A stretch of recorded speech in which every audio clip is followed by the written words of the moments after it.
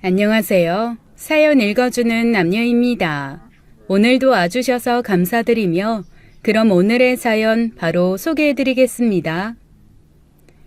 누군가 저에게 세상에서 가장 싫어하는 일이 뭐냐고 물으면 저는 가차없이 요리라고 대답합니다.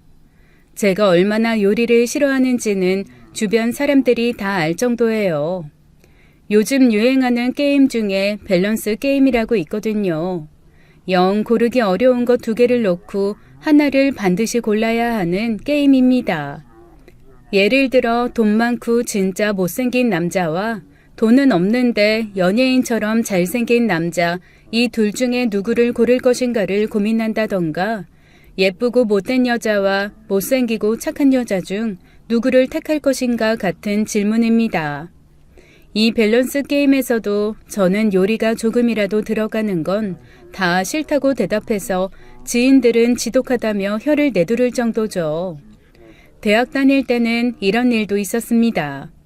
학교 축제 때 의무적으로 주점을 운영하며 뭔가 간단한 음식을 해야 했는데 정말 홍합에 물 붓고 끓이는 것조차도 너무 싫어서 그냥 이틀간 팔 홍합을 내 돈으로 사서 제공할 테니 빼달라고 했을 정도였어요. 그날 이후로 저한테는 수산시장 갑부라느니 알고 보니 엄청 부자라느니 갖은 오해가 따라붙었지만 상관없었습니다. 중요한 건 제가 요리를 하지 않는 것이었으니까요. 제가 이렇게 요리를 극도로 싫어하게 된 건 중학교 2학년 때부터입니다. 사실 그전에는 엄마 대신 라면도 종종 끓이고 나름 실험적으로 이것저것 해보면서 여느 여자아이들처럼 요리에 조금씩 발을 담궜어요. 소꿉장난하듯 그렇게 시작한 거죠. 그런데 어느 날 엄마가 안 계신데 옆집 오빠가 자기네 집 문이 안 열린다며 잠깐 우리 집에 와 있어도 되겠냐고 하더라고요. 혼자 짝사랑하던 오빠라서 몹시 설레며 그러라고 했죠. 이웃끼리 워낙 친하게 지내기도 했고 서로 집도 많이 왕래하던 터라 어른이 계시지 않는 집에 이웃 오빠가 와 있는 것 정도는 이상할 일도 아니었어요. 문제는 제가 그 오빠에게 밥을 해주고 싶다는 생각을 한 것부터였습니다. 오빠, 혹시 배고파? 나 배고파. 왜? 이 찬옥이가 뭐 해주게? 오빠가 하는 거 봐서. 내가 뭘 해주면 됐는데?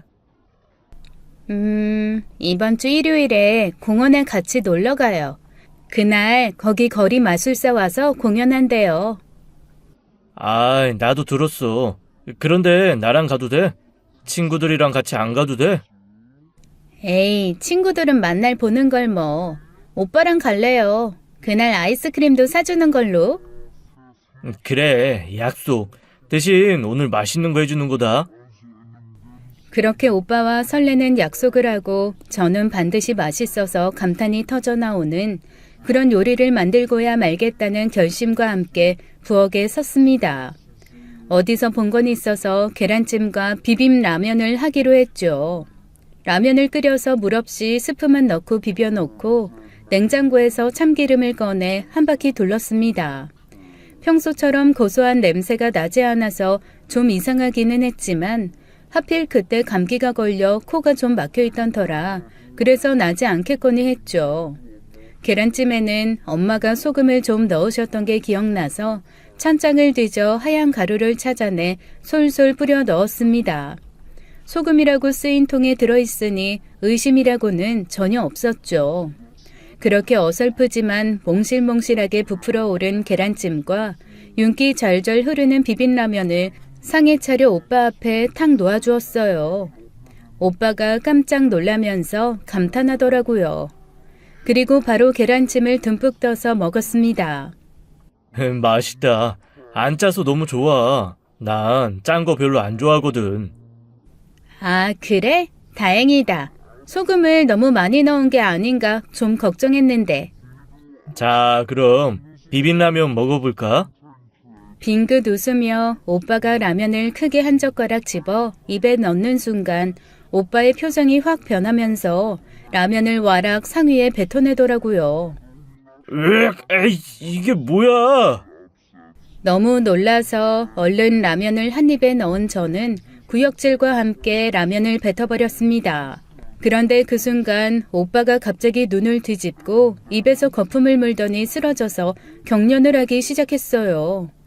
너무 놀라서 소리를 빽빽 지르고 있는데 마침 엄마가 들어오며 그 광경을 보고 119에 전화를 하셨죠. 병원으로 옮겨진 오빠는 급하게 위세척을 받았다고 했습니다. 그리고 병원에서 놀랍게도 쥐약을 먹었다는 얘기를 들었다네요. 소량이어서 살아남은 거지 자칫 잘못하면 큰일 날 뻔했다는 얘기를 잔뜩 흥분해서 저한테 죽일 것처럼 달려들던 오빠의 엄마 입에서 듣는 순간 저는 기절했습니다. 나중에 알고 보니 엄마가 빈 소금통에 하얀 쥐약을 갈아 넣어두신 거였고 냉장고에 그 기름은 폐식용유를 모아두신 거였더라고요. 늘 냉장고 관리며 살림은 엄마가 하니까 본인만 알면 된다고 생각했다며 엄마는 몹시 자책하셨어요. 그나마 폐식용유 때문에 입에서 역한 맛이 나서 많이 먹지 않아 쥐약으로 일어날 수 있었던 가장 심각한 상황은 벌어지지 않았던 거라고 하더군요. 만약에 그 폐식용유를 쓰지 않았으면 정말 돌이킬 수 없는 일이 벌어질 뻔했습니다. 며칠 뒤 퇴원한 오빠는 사과하러 간 제 얼굴을 한 번도 쳐다봐주지 않았어요. 그리고 몹시 냉정한 목소리로 이러더라고요. 다시는 요리하지 마. 최악이야. 그날 이후 요리는 제 인생에서 없는 분야가 되었습니다. 동네에서도 제 소문이 너무 크게 나서 1년이 채 되지 않았을 때 저희 집은 이사를 가야 했어요. 당연히 저도 전학을 갔죠. 전학을 간 학교에서도 가사 실습 시간이 되면 저는 모두가 칼질을 하고 요리를 하고 싶어 할 때 자처해서 설거지 담당을 했습니다. 더럽고 양 많은 설거지는 아무도 반기지 않는 거여서 제가 요리에 참여하지 않고 설거지를 한다고 하면 오히려 다들 좋아했거든요. 그렇게 시간이 지나고 어른이 되어서도 요리라는 단어 자체는 제게 있어 아예 저 깊은 곳에 꽁꽁 숨겨둔 채 꺼내지 않는 무언가가 되어버린 거죠. 남자친구를 만나더라도 제게 뭔가 직접 한 요리를 원하는 아이들은 가차없이 헤어졌어요. 그걸 한다는 상상만으로도 토악질이 올라왔거든요. 생각보다 여자친구가 요리해주는 걸 원하는 남자들이 많더라고요. 다른 것도 아니고 음식 해주는 게 싫어서 헤어진다는 말에 황당해한 아이들도 있었고 저를 이상한 사람 취급하는 애들도 있었습니다. 하지만 저에게 요리는 절대 타협할 수 없는 무언가였어요. 그렇게 20대를 배달 음식과 외식으로 보내고 30대 들어 만난 남편은 희한하게도 저한테 한 번도 음식을 해달라는 말을 하지 않았습니다. 물론 첫 만남에 술을 머리끝까지 먹고 제가 세상에서 요리가 제일 싫다고 한 말을 또렷하게 기억한다고는 하더라고요. 그래도 보통 그런가 하면서 아무렇지도 않게 요구하기도 하고 하는데 희한하게도 이 남자는 제가 싫다고 하니 그 이후로 단 한 번도 말을 꺼내지 않았습니다. 캠핑을 가서도 묵묵히 혼자 먹을 거리 다 마련하고 펜션으로 휴가를 가도 먹거리 쇼핑에 요리는 알아서 혼자 다 하곤 했어요. 물론 설거지는 자연스레 제 몫이었죠. 나름 이렇게 분담이 되고 각자 할 것을 하면서 무리하게 요구하지 않으니 마음이 편해지고 마음이 편해지니 서서히 애정이 생기더라고요. 사실 처음부터 아주 막 좋고 그런 건 아니었거든요. 생긴 것도 제 이상형과는 좀 멀었고 무엇보다 성격 중에 결정적으로 제가 너무 싫어하는 성격이 하나 있었습니다. 바로 거절 잘 못하고 다른 사람들 말에 귀가 팔락팔락하는 그런 모습이요. 얼마나 거절을 못하냐면 연애하면서는 이런 일이 있었습니다. 저랑 사귀고 있는 상황인데도 다른 여자 하나가 좋아한다고 만나달라고 한 모양이에요. 그러면 여자친구 있다, 애인 있어서 그건 좀 곤란하다 이렇게 대답하면 되잖아요. 이 인간이 그 말을 못해서 2번을 만났다가 저한테 딱 걸린 겁니다. 당연히 상대 여자는 여자친구 있다고 말을 안 해서 몰랐다고 하고 저는 제 남자를 잡을 수 없으니 그 여자를 잡아댔죠. 그런데 데자비를 하다 보니 정말로 여자친구가 있는 걸 몰랐던 모양이더라고요. 세상 억울하다는 듯한 표정을 짓는데 아차 싶었습니다. 그래서 용서하는 척 여자를 보내고 남편을 잡기 시작했어요. 너 양다리 하는 놈이었어? 네 주제에? 아니야. 여자친구 있다고 하면 정말 크게 상처받을 것 같아서 내가 몇 번 만나다가 정 떨어지게 하려고, 그래서 자연스럽게 나한테 멀어지게 하려고 나 밥 먹으면서 막 트름도 하고 다리도 떨고 커피 마시면서 코도 파고 후루룩 소리도 내고 막 그랬단 말이야. 뭐?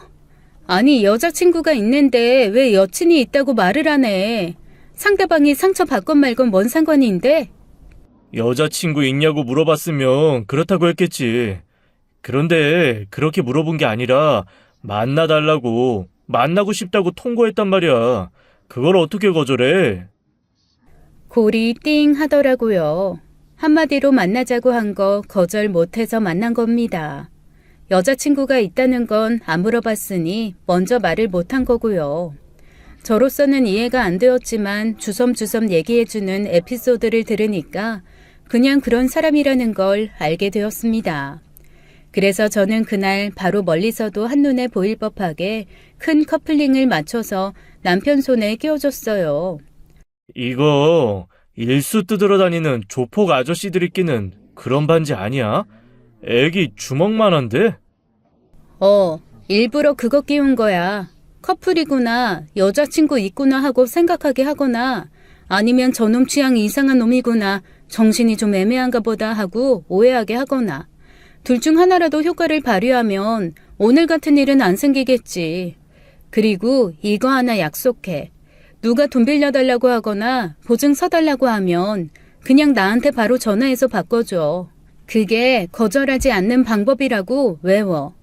돈 빌려줘와 보증서줘의 대답은 여자친구에게 전화를 건다. 외워. 알았어. 돈 빌려줘와 보증서주의 대답은 여자친구에게 전화 거는 거다. 10번 외쳐. 돈 빌려줘와 보증서주의 대답은 여자친구에게 전화. 돈 빌려줘와 보증서주의 대답은 여자친구에게 전화. 그렇게 주입식 교육의 결과 남편은 거절할 일이 생기면 그냥 저한테 전화를 해서 바꿔줬습니다. 이렇게 몇 년 하고 났더니 남편 주변의 사람들은 거절 못하는 남편의 거절 방법이 전화기를 꺼내 저에게 전화하는 거라는 걸 다 깨닫더라고요. 역시 사람은 학습의 동물이라는 생각과 함께 남편을 훈련시키기 시작했죠. 몇 년이 더 지나니 아예 자기가 알아서 거절할 수 있는 사람이 되었습니다. 초반을 생각하면 정말 장족의 발전이었어요. 이제는 거절도 잘하고 의견도 전달할 줄 알고 게다가 제게 절대 요리를 시키지도 않으니 결혼을 해도 되지 않을까 하는 생각이 들었습니다. 그런데 결혼을 하려고 생각해 보니까 연애를 3년 넘게 했으면서도 남편의 집안이나 형제자매에 대해 아는 게 없더라고요. 그래서 남편에게 물어봤죠. 그런데 당신은 형제자매가 어떻게 돼? 그러고 보니까 그동안 한 번도 집안 얘긴 들어본 적이 없어서. 어떤 환경에서 자랐어? 그랬더니 남편이 조금 착잡한 얼굴로 이렇게 얘기하더라고요. 형은 외국 나가서 살고 있고 어머니랑 아버지가 계신데 아버지가 엄청 가부장적이어서 어머니가 많이 기죽어서 살고 계시지. 우리 엄마 좀 안쓰러워. 그러면서 이렇게 얘기하더라고요. 우리 형이 진짜 엄마를 엄청 좋아해서 어렸을 때부터 엄마를 많이 따라다닌 엄마 바라기였거든. 그런데 아버지가 너무 엄마를 쥐잡듯이 잡고 숨도 못 쉬게 그렇게 하니까 몇 번 아버지한테 반항을 했어. 그랬더니 아버지가 그때부터 형한테 손찌검을 하기 시작하신 거야. 형이 점점 몸이 커지고 힘이 세지면서 아버지가 힘으로 이기지를 못하니까 그 다음부터는 어머니한테 손을 대시더라고. 형이 자기가 안 맞으니 어머니가 맞는 걸 보고 진짜 어느 날 다 뒤집어 엎고 집을 나가버렸어. 대학교 2학년 때였나? 그 다음부터는 절대 아버지한테 연락을 안 하더라고. 그러다가 한 3년 정도 연락 없이 살다가 갑자기 나한테 연락이 온 거야. 그러면 그 3년 동안 당신도 형의 행방을 몰랐어? 어떻게 그럴 수가 있어? 그래도 형제잖아. 나도 나름 노력은 했지. 그런데 내가 전화하면 형이 절대 받지도 않았고, 문자하면 진짜 한 100번 중에 한 번 잘 살고 있으니까 신경 끄라는 말만 하고, 아예 인연 끊을 것처럼 그렇게 굴더라고. 그런데 갑자기 연락이 온 거야, 뜬금없이. 왜? 3년 만에 전화해서 뭐라고 했어? 그냥 어머니 잘 계시냐고. 그리고 어머니 한번 보고 싶으니까 모시고 나오라고. 남편이 헛헛하게 웃으면서 그때 얘기를 해주더라고요. 어머니를 모시고 나오라고 해서 나온 곳에는 완전히 다른 모습으로 변한 형이 서 있었다고 했습니다. 비리비리하고 키만 크고 빼짝 말랐던 형은 온몸에 근육이 울퉁불퉁하게 붙은 그런 모습으로 변해 있었대요. 몇 년 만에 만난 엄마가 통곡하며 형을 안고 우는데 무표정한 얼굴로 엄마를 토닥토닥 안아주며 형이 진지하게 물었다고 했습니다. 아직도 맞고 사냐고 말이죠. 그래서 남편이 쓱 끼어들어서 형이 집을 나간 후로는 아버지가 손찌검을 하지 않는다라고 했더니 형이 쓰게 웃으며 이렇게 얘기하더래요. 결국 내가 없어졌어야 했던 거네. 아이, 형, 그게 무슨 말이야. 아, 왜 형이 없어져야 하는 건데. 엄마, 저 알고 있어요. 아버지가 저 왜 그렇게 미워했는지. 고모님한테 들었어요.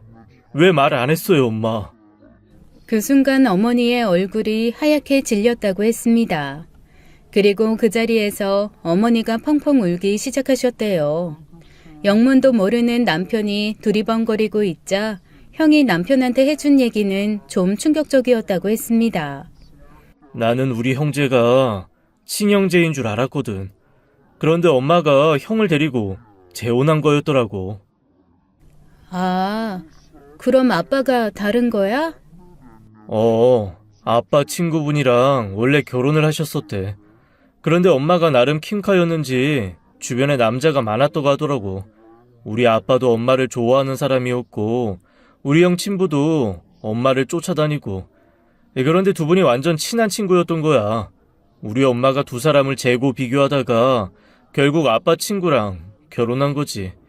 그런데 사고로 일찍 돌아가시고 얼마 안 있어서 형을 낳으신 거야. 한마디로 우리 형은 아빠 얼굴도 못 보고 세상에 태어난 유복자고, 아들 하나 데리고 엄마가 혼자서 끙끙거리고 사는 걸 보고 형 2살 때쯤 됐을 때 우리 아버지가 청혼을 하셨대. 내가 그 아이 아빠가 돼주고 당신 남편도 돼주겠다고. 그렇게 진즉에 처음부터 나랑 살았으면 좋지 않았냐고. 아이 하나 데리고 혼자 살기 너무 힘들어서 엄마는 그냥 재혼을 하신 건고. 그런데 클수록 우리 형이 그 아빠 친구를 너무 닮아가는 거지. 그리고 엄마가 형한테 잘하고 의지하는 게 꼭 당신 친구하고 다시 연애한 것처럼 보이셨나 봐. 아, 그럴 수도 있겠다. 왜 그런 콤플렉스도 있잖아. 아들이 아빠와 자기를 동일시하는 그런 콤플렉스. 그리고 모든 엄마에게 아들은 연인의 대체제라며. 그런데 자기 큰아들이 죽은 남편이랑 똑같이 생겼으면 나 같아도 좀 설레고 그럴 수 있을 것 같은데. 어쨌건 꼭 그런 게 아니었다 하더라도 아빠가 보기에는 그게 너무너무 싫으셨던 거지. 그래서 그때부터 그렇게 형을 구박하셨던 것 같아. 어린 나이에도 대체 아빠가 왜 나한테는 너그러운데 형한테는 저러나 좀 이상하긴 했었거든. 알고 보니 그런 사연이 좀 있었더라고. 형이 대체 아빠가 왜 이렇게 사람을 차별하고 미워하나 너무 고민하니까 고모가 형 대학 가고 나서 얘기해 주셨었나 봐. 본인도 좀 충격이긴 했겠지. 친아들이 아니라는 것도 그렇고 엄마가 자기 친아빠의 친구랑 다시 결혼했다는 것도 그렇고 아마 그 방황을 하면서 운동도 하고 집이랑 연락을 끊었었던 것 같아. 그런데 연락을 끊었으면 그냥 계속 끊은 채로 살지. 왜 뜬금없이 전화해가지고 만나자고 한 거야? 엄마한테 그 얘기도 다시 한번 확인하고 외국 가서 살게 됐으니까 혹시 같이 가지 않겠냐고 물어보려고 전화한 거더라고. 그런데 어머니는 왜 외국에 안 가신 거야? 나도 있었고 그리고 나중에 그러시더라. 힘들 때 그래도 받아준 아빠인데 아빠의 마지막을 엄마가 옆에서 지켜야 되지 않겠냐고. 그게 사람의 도리 아니겠냐고. 에이, 모르겠다. 나도 대체 우리 엄마가 무슨 생각을 갖고 사는 건지. 그랬구나. 그러면 아버님은 지금 괜찮으신 거야? 지금은 뭐 괜찮으신데 가끔 술 많이 드시고 한 번씩 폭발하시면 또 한 번 뒤집어지고 그래. 그럴 때마다 엄마가 좀 도망 나와 있고 그렇긴 하는데 그렇게 심한 건 아니고 이 약간 뭐라 그래야 되지? 이 발작처럼 부지불식간에 한 번씩 화가 확 치밀어 오르고 그러실 때가 있나 봐. 그거 정신과 치료받아야 되는 거 아니야?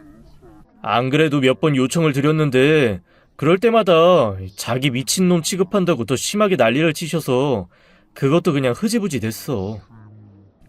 어머님, 지금이라도 이혼하시고 형한테 가서 사시라 그래. 그게 더 안전하고 행복하실 것 같은데. 형도 외국에서 지금 결혼해서 살고 있는데 갑자기 엄마가 또 거기 가겠다고 하면 뭐 형수가 뭐 반가워하지 않을 거고. 아이 그리고 이미 늦었어. 엄마는 어느 정도 포기하고 사시는 것 같아. 에휴, 좀 그렇다. 그래도 아내 때리는 시아버지 좀 걸리고 그래. 솔직히 말하면. 예. 그래서 그동안 말 안 했던 거야. 그리고 나 아빠 아들이긴 하지만 아빠 안 닮았어. 나랑 연애하면서 알고 있잖아. 오히려 남한테 휘둘리고 얻어맞았으면 맞았지. 누구한테 손찌검하고 그럴 사람 아니라는 거. 그런 아빠가 싫어서 더 아빠랑 반대되게 살려고 엄청 노력했거든. 나 가끔 그런 생각도 한다. 내 이상한 성격, 자기가 좀 힘들어하는 그 성격이 어쩌면 아빠 때문에 생긴 성격이 아닐까 하고. 이상한 성격? 아, 남한테 거절 못하고 그러는 거? 아빠가 워낙 강하게 본인이 싫어하는 거는 폭발하듯 싫어하고 좋은 거는 집착하듯 좋아하고 그런 거를 오래 봐서 내가 내 의견을 뚜렷하게 얘기하는 걸 잘 못하는 사람이 된 게 아닐까. 사실 그런 생각도 좀 해. 뭐 엄마를 닮은 성격일 수도 있는 거고. 그런데 자기가 너무 무서웠거나 싫어하는 성격이 있으면 거기에 반대되는 성격으로 사람이 변한다잖아. 그냥 그런 게 아닐까 하는 거지 뭐. 그래, 그럴 수도 있겠네. 트라우마라는 건 언제 어떻게 발현될지 모르는 거니까. 어쨌건 나 당신이랑 결혼하려면 아버님 뵙고 인사도 한번 드리긴 해야 되는데 나 좀 무서운데? 아이고 걱정하지 마. 어차피 내가 엄마나 아빠랑 대면대면하고 살고 있어서 결혼했다고 해서 그렇게 며느리 많이 집에 불러들이고 그럴 환경도 아니고 상황도 아니야. 그냥 몇 번 인사만 드리고 밥이나 먹고 명절 때도 핑계대고 뭐 몇 번 안 가고 그러면 되지 뭐. 남편의 말대로 정말 시아버님과 시어머님을 만나는 모든 순간은 몹시 어색했지만 어떤 의무나 책임을 강요당하거나 하지는 않았습니다. 오히려 몹시 예의 차리는 남 같은 느낌이었달까요? 시아버지는 아들임에도 불구하고 남편과 그다지 편한 관계가 아닌 걸 온몸으로 티를 내시더라고요. 예의 차리는 것도 아니고 무시하는 것도 아니고 그렇다고 편한 것도 아니고 오히려 표현하자면 껄끄럽고 불편한 그런 사람에 더 가까운 듯이 난생 처음 보는 저한테 오히려 이런저런 얘기도 더 많이 하시고 살갑게 구시는 게 느껴졌습니다. 시어머니는 말없고 아주 얌전하신 타입이었는데 많이 긴장하고 기죽어서 사시는 건지 조금만 밖에서 큰 소리가 나도 깜짝깜짝 놀라면서 마치 긴장한 토끼처럼 그렇게 행동하시더라고요. 남편한테 미리 얘기를 듣지 않고 갔으면 시아버지는 아들한테는 서먹하지만 남한테는 친절한 사람이고 시어머니는 소심하고 잘 놀라는 사람이다 정도라는 정도의 인상을 받았겠죠. 하지만 남편한테 자세한 설명을 듣고 나니까 폭력 성향을 수시로 발현하는 시아버지와 그 폭력에 노출돼 늘 긴장하고 있는 시어머니가 보여서 마음이 좀 불편했습니다. 그렇게 한번 인사를 드리고 상견례를 할 때도 두 분은 여전히 좀 어색하게 구시더라고요. 저희 엄마 아빠는 제가 별다른 얘기를 하지 않아서 그런지 그냥 두 분 다 얌전하고 별말 없으신 것 같다고 그다지 크게 시집살이 시키실 분들도 아닌 것 같다며 그냥 무난한 시부모님이라고 생각하시더라고요. 결혼 후에는 남편의 말대로 별로 시댁을 갈 일이 없었습니다. 시어머니도 제가 안부 전화할 때마다 굳이 뭘 집으로 오냐고 꼭 만나고 싶으면 그냥 밖에서 외식하자고 그렇게 말씀하시더라고요. 그리고 두 분 다 남편한테 무슨 얘기를 들으셨는지 저한테 며느리가 해준 밥 먹고 싶다던가 며느리 요리 솜씨 좀 보자 이런 얘기는 안 하셨습니다. 물론 주중에는 둘 다 늦게까지 회사에서 일을 하는 바람에 거의 삼시세끼 다 회사에서 먹고 들어오거나 집에 와서는 간단한 빵이나 시리얼 정도로 끼니를 해결하는 경우가 많았어요. 하지만 주말에는 본격적으로 남편이 각종 요리 재료를 사다가 요리를 해주곤 했습니다.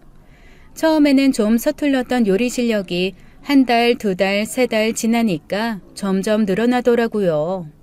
결혼을 하고 나니까 심리적으로도 신체적으로도 많은 게 바뀌기 시작했습니다. 먼저 제가 약간 불면증이 있거든요. 아무리 힘들게 일한 날이더라도 꼭 잠자리에서 한두 시간 정도 뒤척여야 합니다. 그래서 보통 1시부터 자야지라고 생각을 하면 저는 억지로라도 11시나 11시 반까지는 침대에 들어가 눕습니다. 그렇게 1시간에 1시간 반 정도를 뒹굴거려야 제가 원하던 시간인 1시에 잠이 들 수가 있으니까요. 그 정도로 불면증이 심한 사람이었는데 희한하게 주말만 되면 완전 골아떨어져서 밀린 잠을 몰아서 자듯 그렇게 잠을 자게 되더라고요. 신기한 일이었어요. 주중에는 여전히 불면증에 시달리는데 주말만 되면 그렇게 정신없이 잠을 자는 거죠. 그래서 제가 남편한테 이상하다며 이렇게 얘기했어요. 희한해. 주말만 되면 이렇게 밤에 완전 꿀잠 자. 누가 나 업어가도 모를 만큼 잠이 온다? 왜 그러지? 주중에는 출근 때문에 긴장하느라고 그렇게 잠을 못 자다가 주말에는 긴장 풀려서 그렇게 잘 수 있는 거 아니야? 잠 잘 자면 좋지 뭐. 그게 뭐가 걱정이야. 에이, 그게 아니라 꼭 프로그래밍 된 것처럼 주중 5일은 불면증, 주말 이틀은 완전 숙면 이러니까 좀 신기해서 그러지. 에이, 신기할 거 없어. 사람이 얼마나 예민하고 정교한데 인체의 신비가 정말 과학적으로 잘 짜여져 있거든. 오죽하면 사람을 작은 우주라고 하겠냐? 아마 긴장이 풀려서 그런 걸 거야. 나는 당신이 잘 잔다니까. 좋은데? 그거 참 희한하네. 평소랑 다를 게 없는데 당신이 해준 요리를 내가 너무 많이 먹나? 많이 먹기는 뭘 많이 먹어? 얼마 먹지도 않는데. 제가 농담처럼 당신이 해준 요리를 먹고 잠이 많이 온다는 얘기를 하니까 남편이 순간 살짝 당황하면서 뭘 많이 먹지도 않는데 그러냐며 말끝을 흐리더라고요. 왜 이렇게 과민 반응을 하지? 라는 생각이 들었지만 혹시 이 사람이 내가 하는 얘기를 요리에 대한 타박처럼 들은 건가 싶어서 얼른 저도 말을 돌렸습니다. 제가 워낙 요리에 대한 트라우마가 깊다 보니까 다른 사람 요리에 대해서도 별말 안 하거든요. 그래서 달다, 짜다, 맵다, 시다 이런 말 없이 그냥 주는 대로 먹는 편이긴 합니다. 주말마다 하는 남편의 요리는 솔직히 말해 평균 이상으로 맛은 있어요. 식재료도 알뜰하게 구매하고 요리법도 늘 새로운 걸 개발해서 질리지 않게 해주거든요. 그리고 제가 무엇보다 좋은 건 항상 제철 과일을 사다가 생과일 주스를 갈아준다는 거예요. 제가 사실 과일이나 야채를 그렇게 썩 좋아하진 않는데 이렇게 남편이 제철 과일로 주말마다 주스를 저녁에 한 잔씩 갈아주면 그건 또 몹시 상쾌하고 맛있더라고요. 그런데 어느 날 설거지를 하다가 좀 이상한 점을 하나 발견했습니다. 제가 먹은 주스컵을 닫고 있는데 컵 아래에 뭔가 정체를 알 수 없는 조금 굵은 가루 입자가 가라앉아 있는 게 보이는 거예요. 처음에는 과일 섬유소가 덜 갈려서 가라앉아 있는 건 줄 알았습니다. 그런데 컵을 씻으면서 보니까 남편의 컵에는 그게 없고 제 컵에만 그 입자가 가라앉아 있더라고요. 뭔가 손으로 간 것처럼 어떤 가루는 약간 가늘고 어떤 가루는 좀 굵고 불규칙한 그런 입자였습니다. 뭔가 좀 이상해서 그 다음날 남편이 주스를 갈아줄 때 옆에 내내 서 있었어요. 평소에는 요리하는 거 싫어하니까 곁에 있지도 않거든요. 그랬더니 남편이 좀 당황하면서 옆에서 그렇게 지켜보니까 좀 불편하다고 소파에 가서 앉아 있으라고 하더라고요. 그래도 제가 말을 듣지 않고 계속 옆에서 알짱거렸더니 제 손을 잡고 소파로 데려가 억지로 앉히는 겁니다. 부탁드립니다. 여기 좀 앉아 계세요. 요리하는데 방해돼요. 정말 정신사나워요. 그러고는 후다닥 부엌으로 가서 재빨리 주스를 갈더라고요. 그날 천천히 주스를 마시면서 무언가 안에 섞여 있을지도 모른다는 생각에 시간차를 두고 좀 더 가라앉기를 기다렸습니다. 후딱 마셔버리면 안에 있는 것들이 주스와 함께 섞일 것 같아서 조금 가라앉을 시간을 뒀죠. 그리고 다시 설거지를 하면서 컵 바닥을 찬찬히 살펴봤습니다. 역시나 남편 컵 안에는 그런 하얀 결정들이 없는데 제 컵 아래에는 그런 결정들이 좀 남아있더라고요. 이건 분명 뭔가가 있다라는 생각이 들면서 남편이 의심되기 시작했습니다. 대체 이 흰가루의 정체가 뭔지도 모르겠고 대체 남편이 왜 저한테 이 가루를 먹이는지도 모르겠더라고요. 그런데 참 이상하죠? 머릿속으로는 이거 좀 이상하고 심각한 상황이야 정신 차려라는 생각을 했는데 제 의지와는 상관없이 미친 듯이 잠이 오기 시작하는 겁니다. 결국 꾸벅꾸벅 졸면서 어떡하든 달아나려는 정신줄을 붙잡고 계속 그 가루의 정체에 대해 고민했어요. 하지만 눈을 떠보니 이미 해가 중천에 가까운 아침이더라고요. 남편은 저한테 귀엽다는 듯이 대체 뭐가 그렇게 피곤해서 이렇게 잠을 오래 잤냐며 점심과 저녁에 자기가 정말 맛있는 걸 해주겠다고 하더라고요. 그리고는 점심 때도 생과일로 주스를 갈아주고 저녁 때도 생과일 주스를 갈아주는 겁니다. 그리고 그때마다 저는 컵에서 설거지를 하며 흰 가루 결정을 발견할 수 있었죠. 이게 그전에는 주스를 받자마자 거의 쉬지 않고 원샷으로 싹 마셔버려서 제가 몰랐던 거죠. 주스를 당장 마시지 않고 좀 두니까 안에 있던 하얀 가루가 밑에 가라앉아서 제 눈에 띄게 된 거였습니다. 아직 남편은 제가 과일 주스 안에 가루가 들어있다는 걸 알아챘다는 걸 모르는 듯 했어요. 일주일 내내 엄청 깊은 고민에 빠졌습니다. 그 가루를 조금 건져내서 어디다가 성분 분석이라도 맡겨볼까 하는 생각도 들고 집안 곳곳을 뒤져서 그 가루의 원형이 될 만한 알약들을 한번 찾아볼까라는 생각도 들었습니다. 하지만 그 모든 생각 이전에 제 마음에는 대체 남편이 저한테 뭘 먹이고 있는 거며 그거를 먹임으로 해서 무슨 짓을 벌이고 있는 건지에 대한 궁금증 그리고 실망이 깊이 감돌더라고요. 거절조차 뚜렷하게 하지 못했던 사람이 대체 저한테 뭘 숨길 게 있어서 이런 짓을 하나 싶었습니다. 그러면서 한편으로는 혹시 이거 오랫동안 먹으면 제가 잘못되는 거 아닌가 하는 두려움도 생겼어요. 만약에 서서히 이상한 가루를 먹여서 저를 죽일 거였으면 이 결혼 생활 더 이상 유지하면 안 되는 거잖아요. 머릿속이 너무 복잡하더라고요. 어떡하든 이 상황을 정리하고 경찰의 도움을 받건 아니면 스스로 해결을 하건 여튼 뭔가 해야 되겠다는 생각이 들었습니다. 그렇게 다시 주말이 찾아왔고 남편은 맛있는 요리와 함께 또 생과일 주스를 갈아서 내놓았어요. 제가 생과일 주스를 받아들고 남편한테 이렇게 부탁했습니다. 자기야, 미안한데 나 오늘은 여기다가 설탕 조금만 더 넣어서 먹고 싶은데 설탕 좀 갖다 주면 안 돼? 설탕? 과일 주스만으로도 진짜 달 텐데 이거 자두하고 복숭아하고 같이 간 거라 엄청 달아. 알아. 그런데 나 오늘 진짜 골이 띵하고 혀가 아릴 정도로 단 게 땡겨. 진짜 먹고 싶어서 그래. 부탁해. 설탕 좀 갖다 줘. 그래, 알았어. 식탁에 같이 앉았던 남편은 제 말에 주저하지 않고 일어나서 설탕을 가지러 갔습니다. 그리고 그때 저는 제 주스잔과 남편의 주스잔을 슬그머니 바꿔두었어요. 남편이 설탕을 가져왔고 정말 달아서 죽을 것 같았지만 꾹 참고 제가 말한 게 있으니 설탕 2스푼을 크게 떠서 주스 안에 섞었습니다. 그리고 너무 달아서 혀가 아릴 것 같은 그 주스를 꿀떡꿀떡 마셨죠.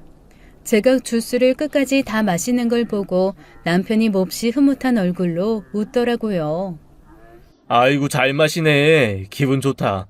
이렇게 잘 마셔주니까. 맛있어서 오늘도 맛있게 밥 먹었다. 나 좀 쉴게. 자기도 좀 쉬어. 나 설거지 조금 이따가 할게. 그래. 내가 그릇 물에 담가 놓을게. 아니면 설거지 내가 해도 되고. 졸리면 조금 쉬었다가 바로 자. 아니야. 설거지는 내가 하는 게 맞지. 식탁 위에 있는 그릇들 개수대에만 좀 갖다 놔줘. 그렇게 남편한테 부탁하고 슬그머니 화장실을 다녀왔습니다. 그랬더니 세상에 남편이 식탁 의자에 앉아서 꾸벅꾸벅 졸고 있는 거예요. 있을 수 없는 일이었습니다. 그제야 저는 남편이 제게 먹인 그 흰가루가 수면제라는 거를 짐작할 수가 있었어요. 갑자기 머리에 혼란이 오더라고요. 대체 이 사람이 왜 내게 수면제를 먹이려고 했을까라는 생각이 들면서 뭔가 불안한 마음이 들었습니다. 제가 남편을 마구 흔들어 깨웠어요.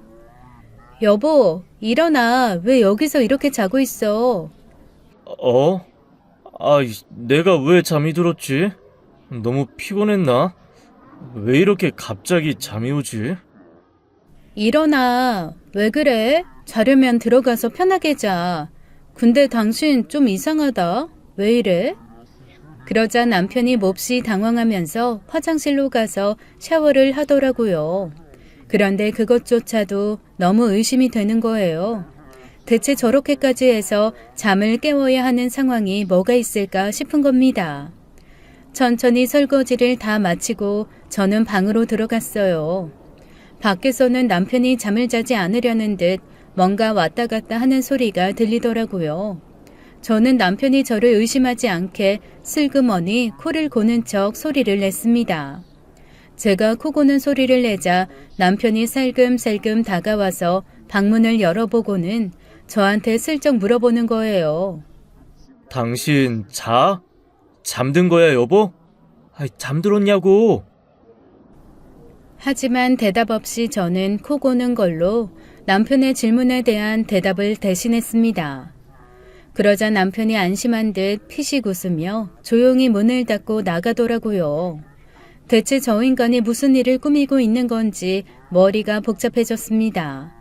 그렇게 2시간 정도 지났으려나 시계가 11시 반쯤 됐을 때 갑자기 철컥 대문이 열리는 소리가 들렸어요. 그리고 누군가가 조심스레 들어오는 발소리가 들리더라고요. 곧 남편이 뭔가 속삭이는 소리가 들렸습니다. 남편과 그 미지의 방문객은 서재 쪽으로 가서 문을 닫고 들어갔어요. 너무 무섭고 이상한 생각이 들었습니다. 대체 이 밤에 남의 집을 오는 사람은 누구이며 남편은 저를 수면제까지 먹여서 재운 후에 대체 서재로 누구를 들인 건지 알 수가 없더라고요. 그런데 얼마 뒤에 다시 번호키 누르는 소리가 들리면서 또 다른 사람이 들어왔습니다. 그 사람도 역시나 익숙한 듯 서재로 들어가 문을 닫더라고요. 이후 12시까지 2사람이 더 오고 남편이 제가 잠든 방의 문을 열고 한 번 더 제가 잠든 것을 확인했습니다. 서재에 모인 사람은 남편까지 총 5명이었어요. 대체 5명이 할 수 있는 일이 뭘까?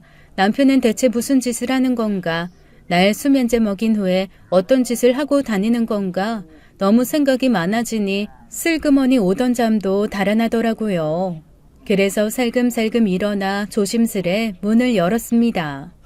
서재 쪽으로 다가가 조용히 문 밖에서 귀를 기울였어요. 아니 그런데 방 안에서 여자 목소리가 들리는 겁니다. 그것도 남편을 제외하면 죄다 여자인 듯 웃음소리와 서로 쑥덕거리는 소리가 뭉쳐서 희미하게 흘러나오더라고요. 중간중간 남편의 목소리가 낮게 들려왔습니다. 오히려 주변이 고요하니 여자 목소리는 살짝 뭉개져서 뭐라고 하는지 알아들을 수가 없는데 남편 목소리는 낮고 굵으니 알아듣기가 편하더라고요. 남편은 여자들에게 다른 방에서 자고 있는 사람이 있으니 조금 목소리를 줄이라는 말을 하곤 젊은 여자 하나가 알고 있다라며 깔깔 웃더라고요. 그러자 다른 여자가 남편에게 이러는 겁니다. 그러지 말고 엎어지지. 그러니까 언제까지 막만 볼 거야? 들어와 그냥. 그 목소리를 들은 순간 저는 눈이 뒤집혔습니다. 그래서 벌컥 문을 열었죠. 분명 남편이 여러 여자와 난잡한 짓을 하고 있는 게 분명하다는 확신이었어요. 하지만 문이 열린 후 제 눈앞에 펼쳐진 광경은 오히려 그것보다 더 충격적인 것이었습니다. 너무나 충격적이어서 말을 잃고 그 자리에 털썩 주저앉고 말았어요. 저희 집 서재방에서 도박판이 벌어지고 있더라고요. 게다가 가장 넓은 자리를 차지하고 앉아있는 사람은 다름 아닌 시어머니였습니다. 시어머니가 담배 하나를 딱 입에 물고 화투장을 손에 쥐고 있었고 젊은 여자 셋이 그 앞에 앉아있다가 저를 보고 기절할 듯 놀라서 바라보더군요. 더 놀란 건 제 남편이었죠. 저를 보곤 입을 뻐끔뻐끔거리며 이렇게 묻더라고요. 당신 왜 잠 안 들었어? 이게 무슨 짓이야? 야, 너 쟤한테 수면제 안 먹였어? 이게 얼마짜리 판인 줄 알아? 이 판 나가리 되면 여기 지금 그지 구들짝으로 다 앉을 사람 한둘 아니야. 넌 진짜 애 수면제 먹여 좀 재우는 게 그렇게 힘들어? 먹였어. 먹였다고. 지금까지 한 번도 깬 적 없잖아. 그제야 모든 게 파악이 됐습니다. 시어머니 포즈를 보아하니 한두 번 치신 게 아니더라고요. 왜 시어머니가 그렇게 시아버지에게 구박받고 살았는지 듣지 않아도 보지 않아도 순식간에 이해가 되고 말았어요. 도박에 미쳐있는 시어머니를 시아버지가 쥐잡듯 잡았던 건데 자식들은 그걸 모르고 그냥 불쌍한 엄마가 구박받는다고만 생각했던 거죠. 게다가 큰아들은 자기 엄마를 아버지가 그렇게 잡아대니 당연히 오해를 할 만했고 그 오해한 형의 말을 들은 멍청한 제 남편인 둘째 아들도 아버지를 그렇게 폄하하고 아예 판단해버린 채 서먹해진 거였습니다. 그리고 제 시어머니는 거절 못하고 귀 얇은 제 남편을 꼬드겨서 주말마다 저를 재워놓고 저희 집에서 도박판을 벌인 거였어요. 정말 어이가 없고 너무 당황스럽더라고요. 남편의 만류에도 불구하고 저는 그 사람들을 방 안에다가 가두고 밖에서 문을 잠가버린 채 바로 경찰에 전화했습니다. 경찰한테 줄줄이 잡혀가면서 시어머니가 저한테 온갖 육두문자와 쌍욕을 날리며 시어머니를 이렇게 신고하는 게 어딨냐고 버럭버럭 화를 내시더라고요. 벌레 한 마리 못 죽일 것 같이 얌전하던 시어머니의 반전 모습에 저는 정말 큰 충격을 받았습니다. 그리고 더 어이없었던 건 자기 엄마가 희대의 도박꾼이라는 걸 알고 있으면서도 저희 집을 도박장으로 내어준 제 남편의 태도였어요. 정말 이 인간을 어떻게 해야 될지 손발이 다 부들부들 떨리더라고요. 뒤늦게 모든 사실을 알고 달려온 시아버지가 저한테 너무 볼낯이 없다고 미안하다고 사과를 하셨습니다. 시아버지가 해주신 얘기는 그동안 제가 남편에게 들었던 것과는 너무나 다른 것이었어요. 큰아들, 이 친부인 내 친구도 결국 지 마누라 때문에 생을 마감했다. 그 도박판 놈들한테 잘못 걸려가지고 자기 아내 대신 고초당하다가 죽었거든. 그렇게 남편 보내고 나면 충격받아서 정신 차릴 줄 알았지. 그런데 장례식장에서 문상객들이랑 고스톱 치는 거 보고 그 앞에 또 앉아가지고 화투장이 손을 잡더라. 저거 저러다가는 자식도 제대로 못 키우겠다 싶어서 내가 차라리 나한테 시집 오라고 했던 거야. 아니 그러면 아버님은 저렇게 도박 문제가 있다는 걸 알면서도 받아들여 주신 거예요? 그럼 어떡하냐. 나랑 제일 친한 친구 핏줄인데 그대로 뒀다가는 아들놈도 도박판에서 판돈 대신 팔아넘기고 불황하게 살게 될 게 눈앞에 보이는데 그걸 어떻게 두고 보냐. 난 그건 못하겠더라. 아무한테도 말 못했지. 주변에서는 아마 날 미친놈이라고 생각했을 거야. 지 친구 죽인 마누라 데리고 산다고. 저도 그런 줄 알았죠. 아니, 그 긴 세월을 어떻게 그런 오해를 받아가며 사셨어요? 진짜. 친구놈 때문에 그랬어, 친구놈. 내가 쫄딱 망하고 딱 쥐약을 퍼먹어야 하나, 농약을 퍼먹어야 하나 고민할 때, 그놈이 집담보 잡아서 돈 쥐어주더라고. 친구는 나 앉아도 같이 나가는 거라고. 이 담보 잡아 빌려준 돈까지 날리게 되면, 그냥 같이 원양어산 한 3년 타고 오자고. 그 얘기를 듣는데, 이 정신이 번쩍 나더라고. 이 돈 받으면 정말 큰일이다. 내가 이 돈 안 받을 수 있게 어떻게든 재기해야겠다 하는 마음 들면서 하루 20시간 일했다. 그렇게 날 살린 친구야. 그놈이 저승에서 아들 걱정에 쉬지도 못할 것 같아서 그래서 그랬어. 어머니, 진짜 너무하시네요. 그 이후로도 그럼 계속하신 거예요? 도박을. 끊겠다고 약속을 20번도 넘게 했으니 이 도박을 20번도 넘게 다시 시작한 거겠지. 솔직히 아이 낳고 키우면 아이 생각해서라도 안 할 거라 생각한 내가 바보였다. 애는 집에 덜렁 재워두고 그렇게 동네 아줌마들이랑 고스톱을 치고 다니더라고. 말로 해도 안 듣고 가도도 안 듣고 결국엔 잘못된 거 알지만 손을 댔지. 적어도 얼굴에 멍자국 피자국이 있으니까 창피해서 도박판에 나가 앉아있지는 않더라고. 저 처음에 아버님이 가정폭력 하신다고 해서 사실 엄청 속으로 욕했어요. 죄송해요. 욕 먹을만 하지. 하면 안 되는 거니까. 그런데 참, 큰 놈이 그래도 지 엄마라고, 지 엄마한테 손댔다고 나한테 원수 처단하듯 달려드는데 이거 참 솔직하게 말을 해줄 수도 없고 그렇다고 계속 도박을 하게 둘 수도 없으니 어떡하냐. 그냥 한번 나쁜 놈 된 거 계속 나쁜 놈 돼야지. 얘들한테 오해를 풀려고 했을 때는 이미 늦었지. 아니, 그래도 다들 크고 나면 이해를 했을 텐데. 지금 저한테 하듯이 아들들한테도 좀 설명하지 그러셨어요. 괜히 이상하게 꼬이고 꼬여서 오해만 늘어났잖아요. 저는 시아주버님이랑 남편한테 듣고 아버님이 돌아가신 친구분 질투해서 그렇게 큰아들, 그러니까 시아주버님을 괴롭혔다고만 들었어요. 대부분 그렇게 생각하겠지. 내 형제 자매도 내 친구 아내한테 빠져서 정신 못 차리고 의처증 와서 사람 뺀다고 저거 사람 새끼 아니라고 손가락질하고 그랬으니까 그러거나 말거나 했다. 나는 그냥 내 친구에 대한 의리 지키는 게 중요했어. 그리고 그래도 애들한테는 엄마니까 끝까지 좀 지켜줄 건 지켜주자 싶어서 말을 안 했던 거야. 저는 사실 저희 집에서 남편까지 가담해서 이렇게 도박판 벌리실 줄은 몰랐어요. 한동안 좀 잠잠했거든.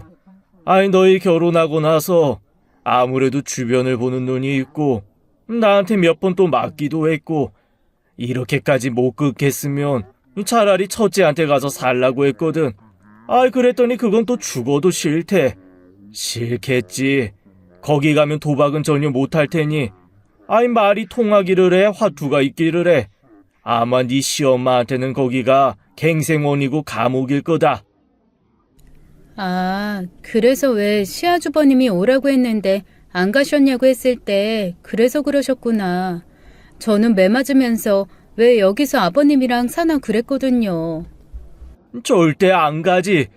자기만 바라보는 큰아들이 아주 목 조이게 감시하고 통제할 텐데 거기서 어떻게 도박을 하겠냐. 가끔 얻어맞더라도 여기서 화투장 잡아야 하는데. 저는 정말 꿈에도 생각을 안 했어요.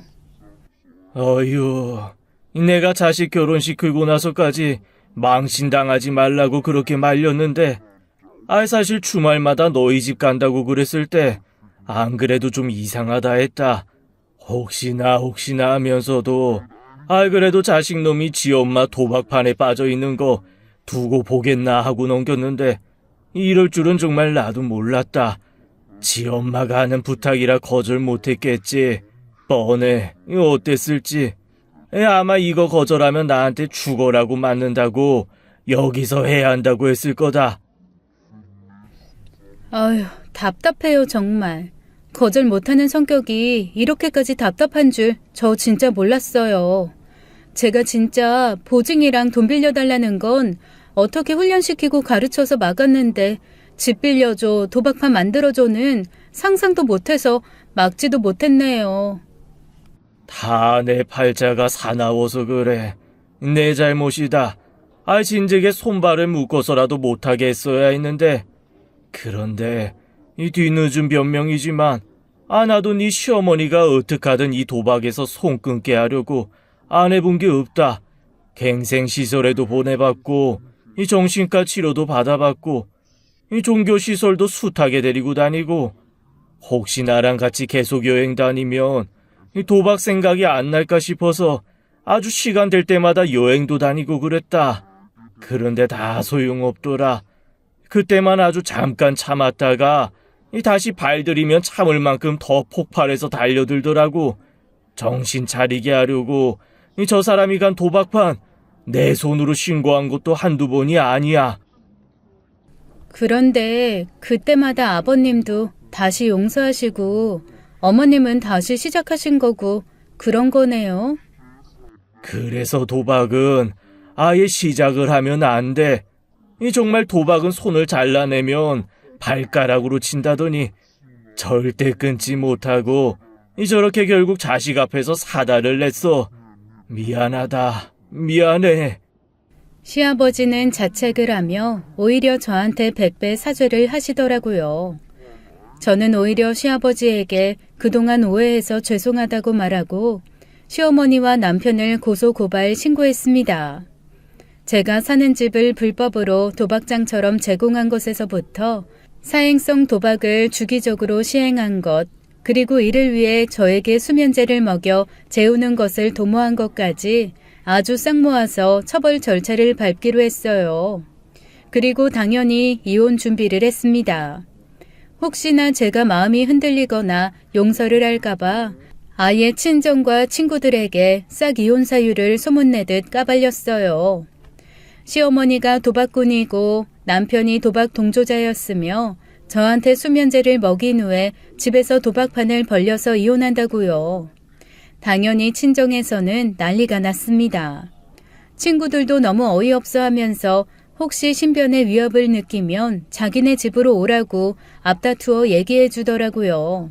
남편은 엄마가 너무 부탁을 해서 어쩔 수 없이 들어줬다며 이런 걸로 무슨 이혼까지 하냐고 했지만 저는 거절 못하고 죄를 같이 짓는 것도 큰 죄니까 그냥 벌 받으라고 해버렸습니다. 그렇게 몇 주 동안 수면제를 먹이며 저를 속여왔던 남편은 졸지에 엄마 말 듣다가 범죄자가 돼버리고 말았죠. 그리고 저는 시아주버님께 연락을 해서 자초지종을 낱낱이 말해주었습니다. 제 얘기를 듣고 처음에는 믿을 수 없다는 반응을 보였던 아주버님은 경찰에서의 연락까지 받고는 당장 한국으로 날아왔어요.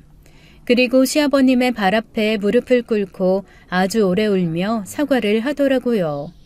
시아버지는 그 오랜 인내의 시간 끝에 그래도 큰아들과의 오해는 풀게 되셨습니다. 멀리 사는 큰아들까지 자신의 정체를 알게 되었다는 것을 인지한 시어머니는 완전히 다른 인격이 된 것처럼 구시더라고요. 그동안 얼마나 교묘하게 가면을 쓰고 계셨던 건지 아주 조사하는 족족 나오는 자잘한 범죄와 도박 관련 혐의에 정신을 못 차릴 정도였습니다. 남편과의 이혼은 무난했어요. 일단 범죄자와의 이혼이기 때문에 남편의 의사와 상관없이 제가 원하는 방향으로 좀 더 수월하게 진행할 수 있었고 재산 분할도 훨씬 많이 받을 수 있었습니다. 저 몰래 시어머니 도박 자금을 댔던 것도 밝혀져서 좀 더 처벌받게 되었어요. 이혼 후 저는 요리에 대한 트라우마뿐만이 아니라 생과일 주스에 대한 트라우마도 함께 생겨버리고 말았습니다. 어떻게든 극복해야 하는데 아직도 생과일 주스 보면 왠지 안에 하얀색 가루가 가라앉았을 것만 같고 그거 먹고 나서 바로 잠들어 버릴 것 같은 두려움에 떨게 되더라고요. 언제까지 이 트라우마를 안고 살아야 될지 저도 사실은 좀 가슴이 답답합니다. 그래도 양의 탈을 쓴 것처럼 얌전한 시어머니와 거절 못해서 사람 속 터지게 했던 남편, 둘 다 야무지게 벌 줬으니 그거 하나는 좀 속이 시원하네요. 지금까지 사연 읽어주는 남녀였습니다. 끝까지 시청해주신 여러분 감사드리며 저희는 다음 사연으로 돌아올게요. 감사합니다.